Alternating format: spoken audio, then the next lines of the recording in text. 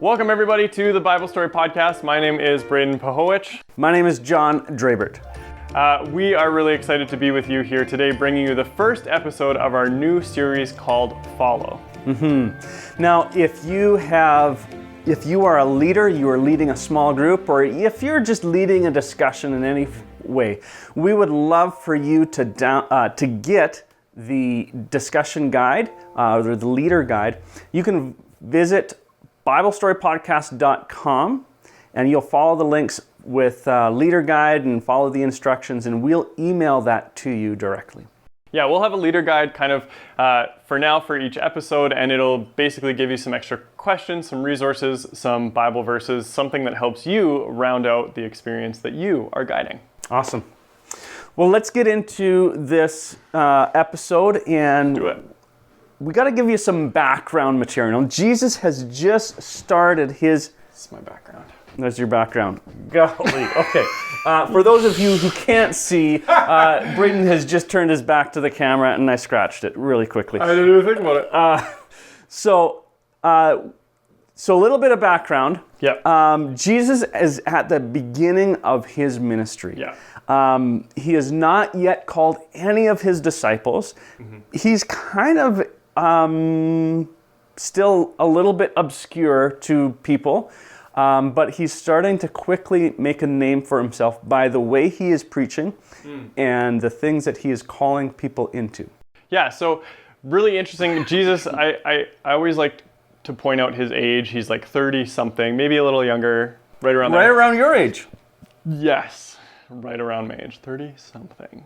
He didn't get started with life, like the really important stuff till he was 30. Oh, good. I got so much time. And so it just puts into context, I think, like who Jesus was. Yeah. He was in the wilderness for 40 days and 40 nights prior to kind of beginning his ministry, and he fasted during that whole time, which don't want to say I wouldn't be able to do, but would be very difficult. It would be really difficult. Yeah. And on top of that, the devil, Satan, was tempting him. Yeah. And so there's a lot that he was going through, and that was the story that's right before the text that we're going to be looking at today. Yeah, and so Jesus is coming into this. He's really, I feel like it's a place where he is ready and set up and saying, like, now I am starting my ministry. Now I am walking into that. And so today we get to see him kind of preaching on the Sea of Galilee and then calling some of his disciples, which is great. And he had been preaching around the Sea of Galilee for a while now. Right. And actually John the Baptist, Jesus' cousin, who is maybe best known for preparing the way for Jesus, he had been preaching as well in that area, but he is now arrested and had been put in prison by Herod. Yeah. Okay, so I'm going to read Matthew 4:18 to 22, and then we'll jump into things. One day, as Jesus was walking along the shore of the Sea of Galilee, he saw two brothers, Simon, who is also called Peter, and Andrew, throwing a net into the water, for they fished for a living. Jesus called out to them, "Come, follow me, and I will show you how to fish for people." And they left their nets at once and followed him. A little further up the shore, he saw two other brothers, James and John, sitting in a boat with their father Zebedee, repairing their nets, and he called them to come too. They immediately followed him, leaving the boat and their father behind. So this invitation by Jesus had to have been completely reorientating for the disciples. Yeah, it would have been, the process of following Jesus would have really kind of thrown off their bearings. The idea of being oriented and knowing your direction, and reoriented is like recalibrating. It's the idea of, okay, I thought I was going one way and I need to step in this other direction, and life really looks different. Yeah, so there's three areas we're going to look at today. And the first is their response was immediate. The second, it established a new purpose for their life. And the third thing, and I don't think we can emphasize this enough, it was drastic. It was a big, big change. It was completely reorientating. Yeah, so they're leaving behind life as they would have known it, and we'll get more into that later, but it was drastic pretty much in every measure of the way. So a little bit about my own story and how it was, discombobulating and then reorienting in my journey with God. So when I was 18 or 19 years old is really when I decided to follow Christ. And one of the biggest things for me was this idea of stepping into a relationship where I trusted God, I trusted Jesus, but I really had zero idea of what that path looked like. I didn't know what the next day would bring. I didn't even really understand what describing myself as a Christian meant. I knew that describing myself as a Christian, at least in the moment, to other people, described that I had a relationship with Jesus, and that was something that I was proud of and something that I was growing into. But when I made the decision, whatever day it was, I don't actually remember the specific day, but I remember thinking, I have no idea what I'm getting into. Like, I have no idea what the next step is. I am just making this decision because I understand that it is the right thing to do, that I feel that it's the right thing to do, and that I think that it's the right thing to do.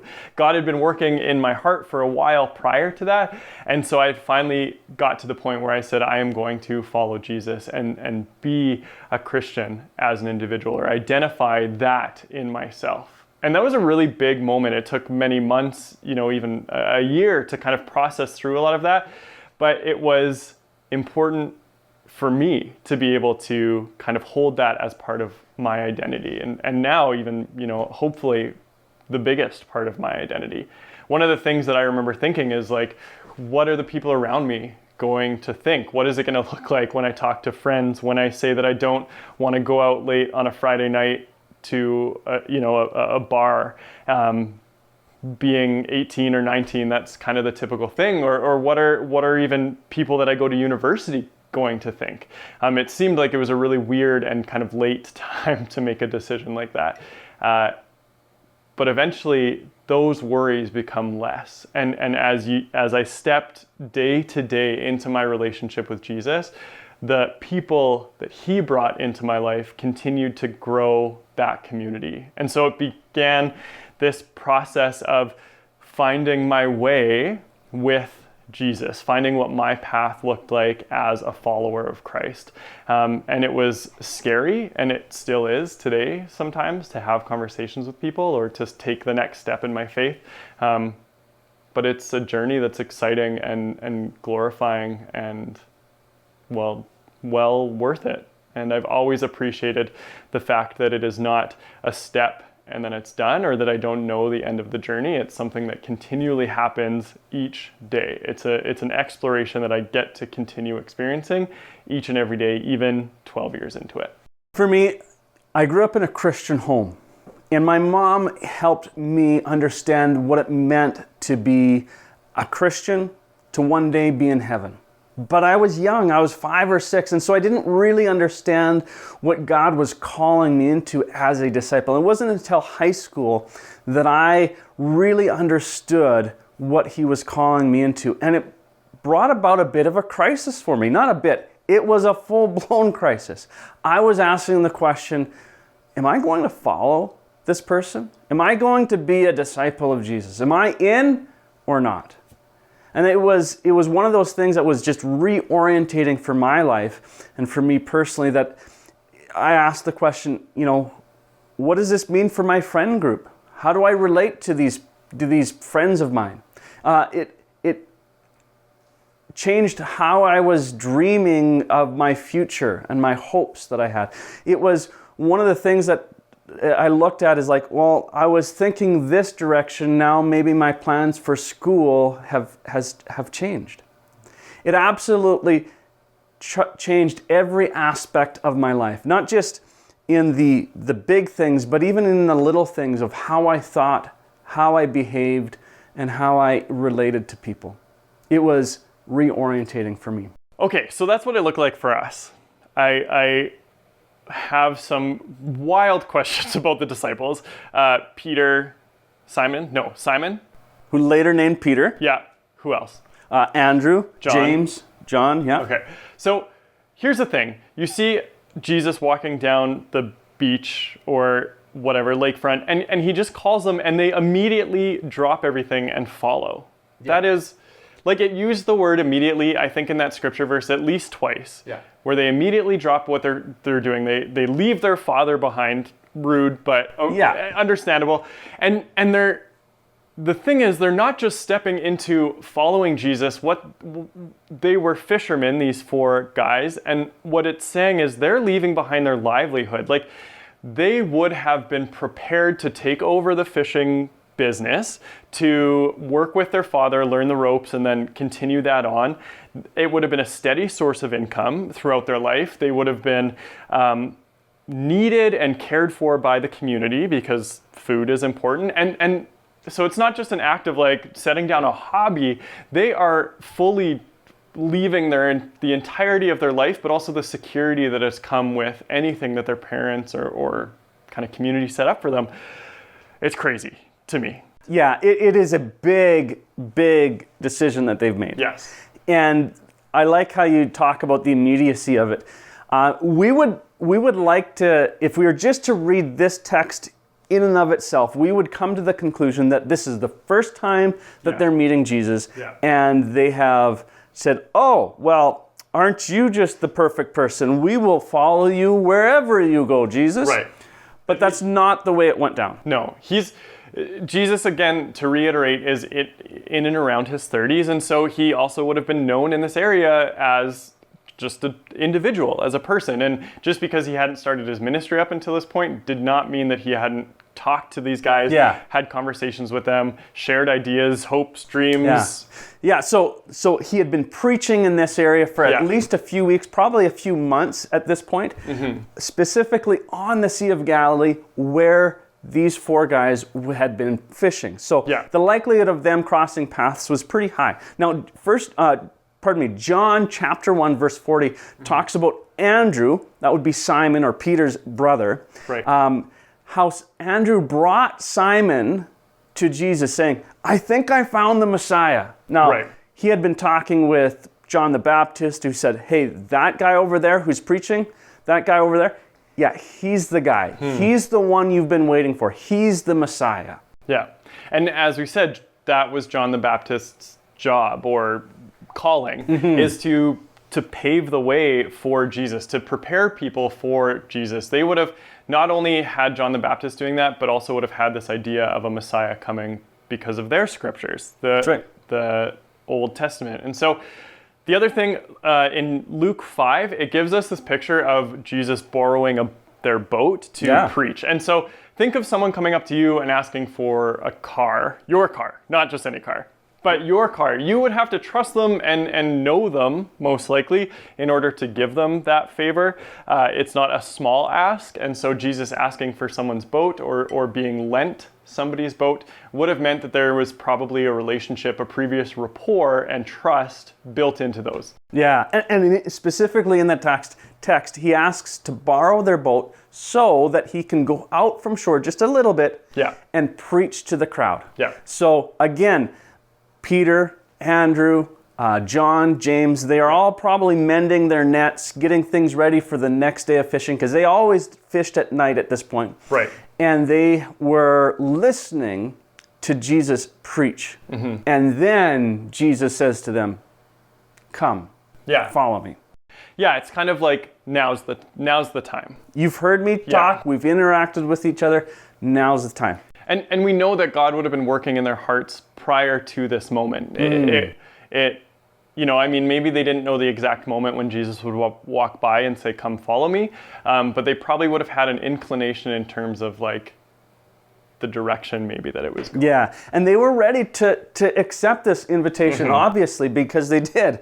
But God had been working in their hearts. And I have to say, just because they were ready doesn't mean it wasn't scary. It wasn't a difficult decision for them. It wasn't something that was just painstakingly, should I stay or should I go? I think there's a song like that. Yeah, there is.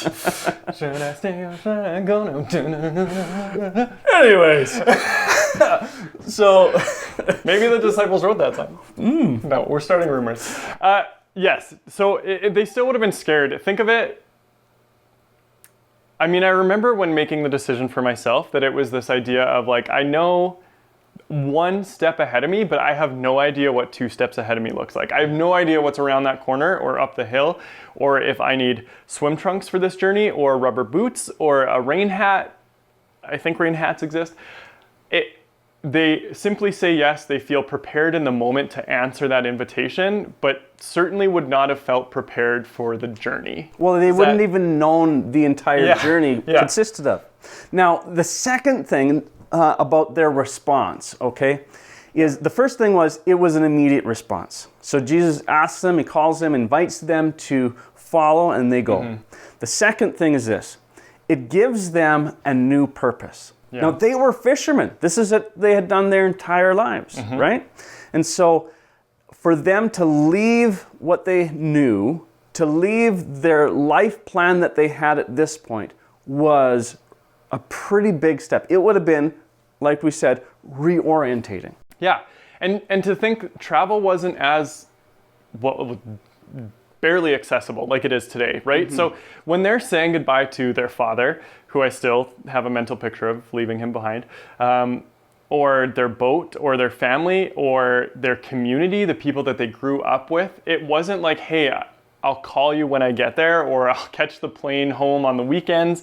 None of that existed. They would have likely been saying goodbye to these people, saying, I'm leaving now, I'm following Jesus, I'm going to be a disciple of Jesus, and I don't know the next time I'll see you. Yeah. If ever again. Yeah, and they would have seen each other at some point down the road because Jesus did so much ministry in this area. But it is to say that I'm no longer tied to you, Dad, in my career. I'm no longer tied to you, family, in my social relationships. But this is the person that I'm following. Yeah. Okay, so we've used the term disciple a few times, and we're going to continue using that in terms of following Jesus. So can you describe that? Because I know it's kind of thrown out there a few times. Yeah, so think of it this way. Journeyman and apprentice. So these four young men were apprentices, apprenticing to become fishermen or learn how to be fishermen from their fathers, who were journeyman fishermen. Or think of it as an electrician. You got the journeyman, you got the apprentice. Jedis have apprentices. There you go, yeah. So think of it as student and master, or student and teacher. Right. Okay. So not just learning like the brain aspects of it, but then having someone like physically teach you how to apply that knowledge. Yeah, so they're going to learn and then they're going to do, which is really important. So they have left everything to learn and to be like Jesus. Right. And then just quickly, the term disciple, we still use that today. Like we can be disciples of Jesus because we can continue to learn in a similar way. Yeah, that's right. Cool. That's right. Cool. I like that. Okay, the last part. The last part is this. This was a drastic change. Yes, which we have said already, but again, I think we need to really hit that home because it actually still feels like a drastic change. It does. I am 43 years old, not today, but I am now, I am today. But it's not my birthday today. No. I'm 43 years old. And when I made this decision to say, you know what, I'm no longer going to live out my parents' faith, but this is going to be a faith that I take on for myself. I was maybe 15, 16. So like, this is like almost 30 years ago. Did I do the math right? Yeah, close. Yeah. So it is still changing me, and it still feels like a drastic thing that I'm doing. And it is. Yeah. Peter even says in Luke 18:28, he says that he's talking to Jesus, and Peter's kind of reiterating, like, we left our homes to follow you. Kind of saying to Jesus, like, we gave up everything again. And I think we can apply that both mentally, emotionally, and physically, spiritually for ourselves today. We might not leave our home at 12 when we decide to follow Jesus and go wander the world, but we're leaving behind maybe some of what we thought our life would look like when we step into that relationship. And we're saying, I'm no longer going to guide this journey. I'm going to let Jesus guide this journey. And I actually don't know where it's going to end. Yeah. Yeah. And what's interesting about Jesus' response to Peter, he says, anybody who's given up their home, their family, given up their life for my sake and for the sake of the gospel, you're going to be repaid in this lifetime and in the next. Cool. And so it may not look what the world would say is successful or what you want in the here and now, but you are going to be blessed beyond what you can imagine. Growth tip time. Growth tip time. A growth tip is a way for all of us to grow in a relationship with Jesus Christ. And today we have a few really cool points that you get to kind of ponder to figure out where you are at in your relationship with God. And how we're going to do that is by kind of helping you point out maybe the most significant question that you are asking currently in your faith. So the first one is faith, all about faith. And the question that you might be asking right now is, do I believe? The second one is talking about calling, and that is asking the question, will I follow? Am I at a point where I am ready to follow Jesus? Now the third one is this. It's about serving or ministering, okay? And the question is, where can I serve? And our fourth one is, if you have a thriving relationship with Jesus and you're thinking, I want other people to know Jesus like I do, the question is, will I lead? I love that question. Now, maybe these questions, there's not one that just strikes you right now. And maybe you have another question that's in the back of your mind. And it's a different topic. And we would invite you then just to share that question that you're wrestling with your group. And remember, it's kind of asking yourself, what's the biggest question? You can have lots of questions, and that's great, but what's the central question that maybe some of the other things are stemming off of? So today we looked at the invitation to the first disciples to follow Jesus. Yeah, we specifically pointed out 3 different things in their reaction, their response. So one, it was immediate. It was really fast. They literally dropped their nets and followed Jesus. Second thing was that it brought them a new purpose in life. And thirdly, it was drastic. It was something that changed the entirety of their life. So our lives become reoriented around following Jesus when we make that decision. And those changes can be really hard, and there can be some times where it gets bumpy along the way. And it's certainly been that experience for me. Yeah, it can be scary. You don't necessarily know what's around the corner. You don't even know when and where the journey happens or ends. But you are not alone in the journey. You have the people around you right now. You have Jesus and a community of believers around you. So let's get into some questions here. The first question is this: where are you with God? Now, what question are you asking? Is it, do I believe? Will I follow? Where can I serve? Will I lead? Or perhaps it is another question that you're asking.